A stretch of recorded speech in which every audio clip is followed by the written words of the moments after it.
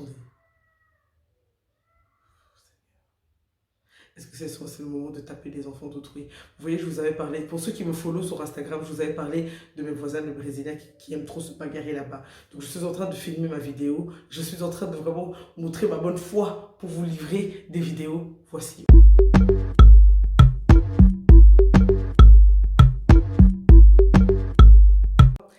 Hello les amis, c'est reparti pour un nouvel épisode dans la Magabox. Aujourd'hui on va parler de quoi? On va parler de quoi? Alors super contente comme d'habitude de refilmer. Je vous ai laissé le mois passé quand même avec une vidéo qui faisait un throwback de toute mon année 2021.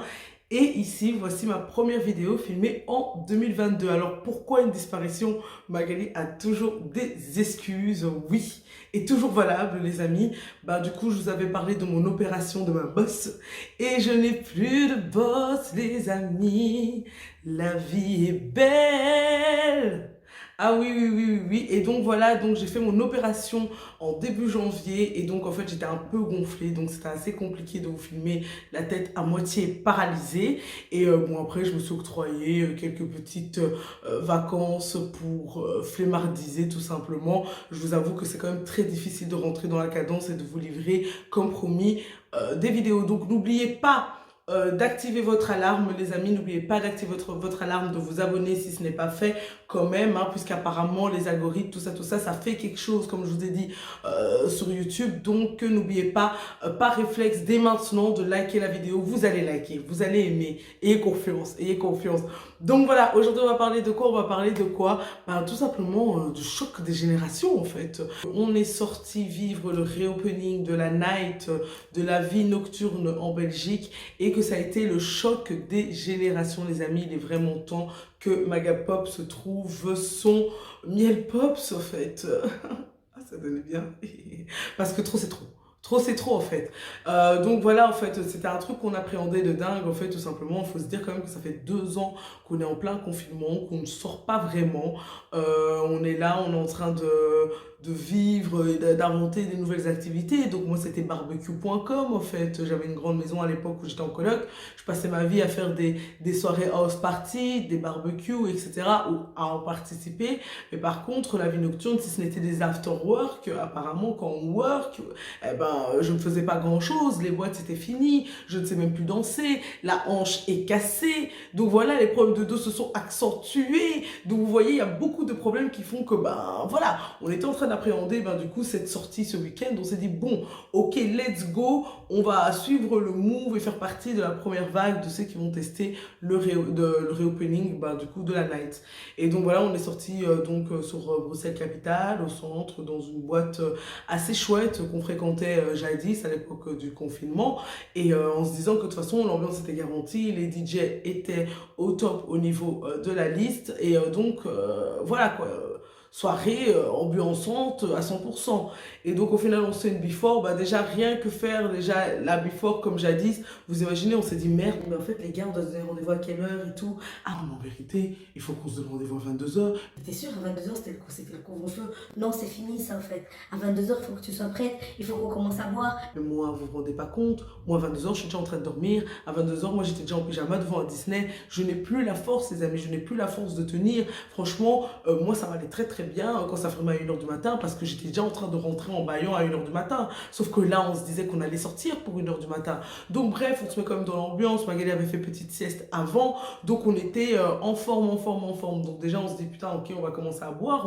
On reprend les anciennes habitudes, on commence à boire, etc. On fait notre chouette petite before qui se passe bien. Ben, vous voyez, quand l'alcool commence à monter, ben, on en oublie qu'on était sur guest list et que donc c'était soirée, c'était entrée gratuite pour les filles avant 1h30, il me semble. Ben, 1h30 passe, c'est là où on se dit merde, il faudra appeler un taxi. Donc on se dit ok, pas grave, on paiera une entrée, c'est pas grave, etc. On arrive donc devant la fameuse boîte, et déjà rien que quand on était dans la file, on se rend compte que le mouvement, le public dans la file n'est pas le même que celui qu'on avait l'habitude de voir. On se dit, bon, allez, il est quand même 2h, la moitié peut-être à l'intérieur, on verra, etc. On rentre à l'intérieur et franchement, catastrophe quoi. Attendez. Est-ce que c'est le moment de taper les enfants d'autrui? Vous voyez, je vous avais parlé, pour ceux qui me follow sur Instagram, je vous avais parlé de mes voisins le Brésiliens qui aiment trop se bagarrer là-bas. Donc je suis en train de filmer ma vidéo, je suis en train de vraiment montrer ma bonne foi pour vous livrer des vidéos. Voici, on commence à crier dans les murs. A few minutes later. Bon, je pense que ça s'est calmé. Donc comme je disais, donc voilà, on arrive à l'intérieur. Et en fait, clairement, c'était le choc générationnel, en fait, les amis. Rien que d'entrer, les vigiles n'étaient déjà pas les mêmes. Les vigiles n'étaient déjà pas les mêmes. On voyait déjà que c'était une jeune génération. Un vigile qui fait même pas peur. Un vigile qui fait même pas peur. Moi, je te pousse comme ça, tu peux voler. Bon, je dis ça, mais les petits maigres, ils peuvent aussi te soulever là-bas, on te jette. Hein. Mais, en tout cas, vous ne me faisiez pas peur comme les autres. Vous ne me faisiez pas peur. Donc, c'était déjà des comédiens, oui. S'il vous plaît, vous êtes combien? Donc déjà, j'étais là avec Côte Coco. J'étais là à la création de cette boîte. Je suis Maganite, moi. Donc tu me laisses tranquille, tu me laisses rentrer. Donc déjà, premier constat, je me suis rendu compte que la population, que ce soit, enfin, au niveau du staff, n'était pas la même que ce qu'on avait avant. J'avoue qu'il y a 2 ans qui sont passés. Va savoir ce que tout le monde est devenu. Et donc, rien que d'arriver devant cette boîte et de se dire, ben putain, c'est qui ces nouveaux vigiles, c'est ce mec, eh ben tu te dis, purée, ok, ça promet déjà. Donc ok, on rentre. Sas d'entrée, comme je vous dis, on check un peu les têtes, on se dit, ok, inconnu au bataillon. C'est vrai que sur Bruxelles, bon, le monde est assez petit, donc tu t'habitues quand même à avoir quelques têtes par-ci par-là. On rentre dans la boîte, on connaissait juste personne, quoi. Des petits bambins, à peine petits poils, petits barbes. Tu sais très bien que c'est des petits genoux, en fait. Et en fait, on était vraiment là en mode, ok, gardons espoir, ça fait quand même du bien. Je vous avouerai que quand même le fait de revenir et de revivre cette ambiance de boîte, c'était quand même pas mal. Ça faisait longtemps pour moi qui sortais quand même pratiquement tous les week-ends. J'avoue que ça faisait du bien de se déhancher et de se dire qu'on n'était pas obligé de gérer la playlist de Spotify. Donc franchement, top à top. Franchement, en plus de bons DJ comme je vous ai dit. Donc c'était chouette. Mais bon voilà, déjà augmentation de tout. Je crois que le vestiaire c'était à 3 balles par pièce, des trucs comme ça. Donc je me suis dit, écoutez, l'inflation ça va 2 minutes, on devait vous soutenir. Nous sommes en train de soutenir l'événementiel, n'oublions pas, hein, s'il vous plaît. Et bref, on rentre à l'intérieur, on va chercher notre verre, on passe directement au bar. Augmentation aussi, augmentation de l'alcool et du soft. Donc tu te poses des questions, tu te dis, putain, c'est ça la vie en fait. On est bientôt au prix d'Ibiza, hein. C'était 15 € le verre, Ibiza, si je me souviens bien. Bon, franchement, 15 € le verre, bientôt le soft sera à 10 €, on y est presque, hein. On y est presque, on laisse 3 ans et puis on est foutu, les amis, vous voyez. On va bientôt devoir continuer à se promener avec des petites capsules ou tout simplement boire notre salive, les amis, parce que ça ne va pas. Et bref, en tout cas, on commence à danser, à s'enjailler sur le dance floor. Et en fait, déjà de un premier constat, franchement, je pense que beaucoup de personnes, deuxième constat du coup, beaucoup de personnes en fait ont oublié que sortir en boîte, sortir en soirée, ça veut dire aussi avoir une bonne hygiène en fait physique, une bonne hygiène sanitaire, hein, si je pourrais dire personnelle.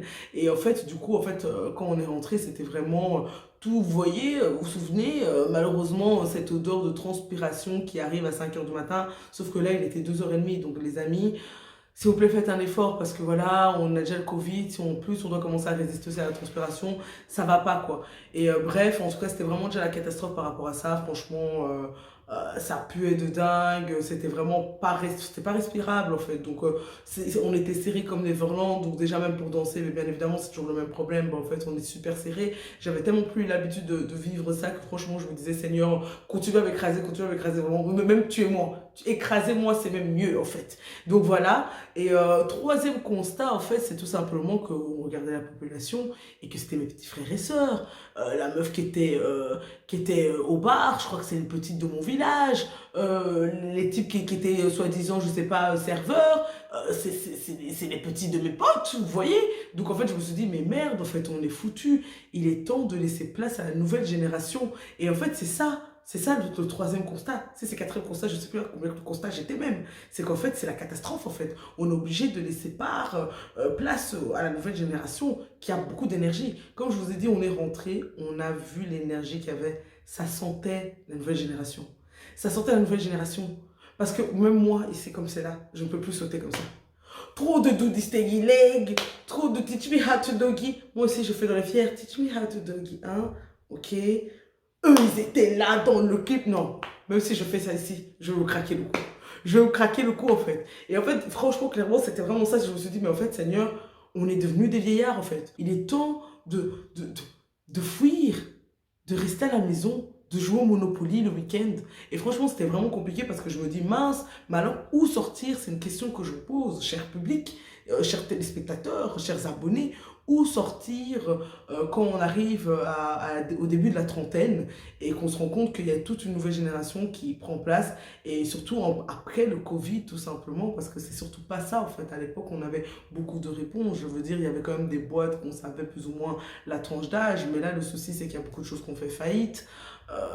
Et après on cherche quand même l'ambiance, on cherche quand même la qualité dans la Xara, mais là franchement où sortir en fait quand la jeunesse est en train de prendre place, enfin s'il vous plaît. Déjà de base, moi en temps normal, je commence à me faire draguer par des genoux qui commencent à me dire salut, moi quand je les regarde, je me dis mais je peux être ta tantine, je peux être ta tantine. Ça se trouve, je t'ai même babysité. Tu sais pas qu'on est dans le village, j'ai babysité la moitié du village, je t'ai peut-être babysité. Toi tu viens me dire des saluts enchantés, me draguer. Et moi, je me regarde. Bon, d'un côté, c'est un compliment, comme je parais encore jeune, paraît-il. Des fois, on dit que je fais mon âge, des fois, on dit que je ne fais pas mon âge. Alors, qu'est-ce que vous en pensez? Vous donnez quel âge? Une belle fille comme ça. La jeunesse, même début vingtaine.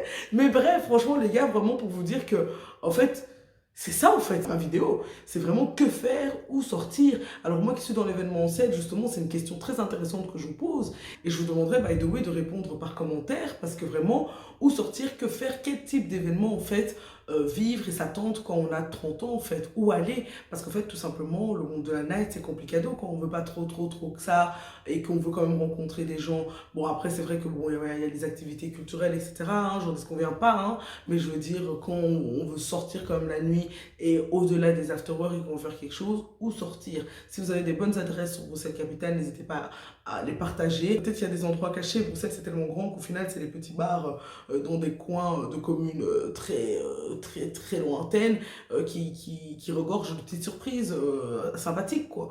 Mais donc voilà en fait c'était vraiment ça la vidéo, c'est vraiment crise cardiaque, du choc générationnel. Quand est-ce que Magali va se marier? Il est temps en fait que mon mari se manifeste en fait. Parce que là vraiment, en boîte c'est plus possible en fait. Donc vraiment je sais pas quelle a été aussi votre expérience pendant ce reopening en Belgique ou ailleurs tout simplement. Dites-moi votre expérience en commentaire, laissez-moi un petit message si ça a été pareil, choc générationnel ou pas. Adieu la vieillesse, laissez la jeunesse vivre, point d'interrogation si vous faites partie de la jeunesse. On vous emmerde quand même, on était là avant. Mais en tout cas, que faire après le Covid? Comment vous avez vécu la réouverture de la night sur Bruxelles ou ailleurs, comme je vous ai dit. Dites-moi quoi en commentaire. Et si vous avez liké la vidéo, n'hésitez pas à laisser un pouce en l'air, un pouce bleu et de vous abonner et d'activer votre petite cloche les amis, surtout votre petite cloche parce que je suis vraiment instable au niveau des dates donc je ne vais pas vous dire rendez-vous lundi, rendez-vous vendredi, rendez-vous week-end prochain mais suivez en fonction de la petite clochette quand ça s'activera, donc faites les choses bien. Mais en tout cas voilà, on a un problème et il est temps les amis qu'on se marie, il est temps que Magali se marie, une belle jolie fille comme moi vraiment, trop c'est trop, trop c'est trop.